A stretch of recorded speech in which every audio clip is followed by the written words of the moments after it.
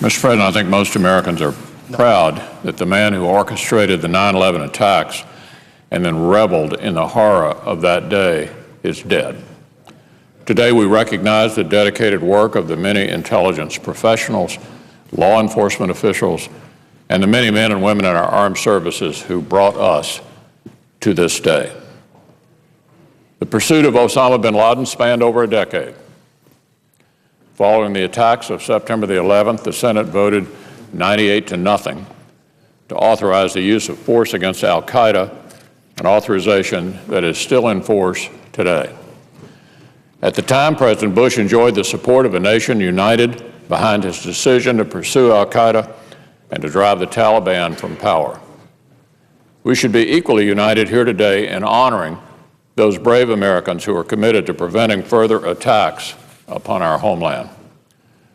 While bin Laden and his followers were building their terror networks, we were patiently and diligently building our intelligence capabilities. And following the successful raid on Sunday, those who remain committed to al-Qaeda and associated terrorist groups should know that one day they too will share bin Laden's fate. Some might think that the success of this raid means the end of the war on terror.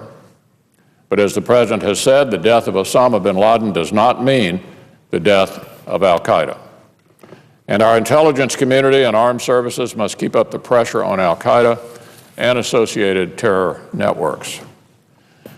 Osama bin Laden launched this war on the false assumption that America didn't have the stomach for the fight.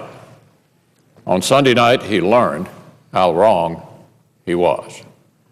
And this week, America showed the world that we meant it when we said we would not rest until justice was done to those who carried out the 9/11 attacks. A generation of patriots has pursued al-Qaeda for more than a decade, driven by the idea that every day is September the 12th, 2001. That spirit must persist. So once again, I want to commend the President on this decision to go through with this mission. Above all, I want to thank the remarkable group of men who carried it out. Not to be forgotten are the thousands of uniformed Americans in Afghanistan, Iraq, and across the globe defending America's interest as we consider this resolution today.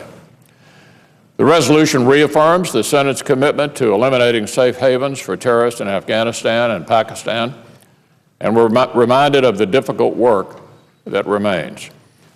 But today, those who remember the horror of 9/11 take a certain satisfaction, knowing that the last thing Osama bin Laden saw in this world was a small team of Americans who shot him dead. The brave team that killed bin Laden made their nation proud, and they deserve the Senate's recognition and its praise. Mr. President, I yield the floor.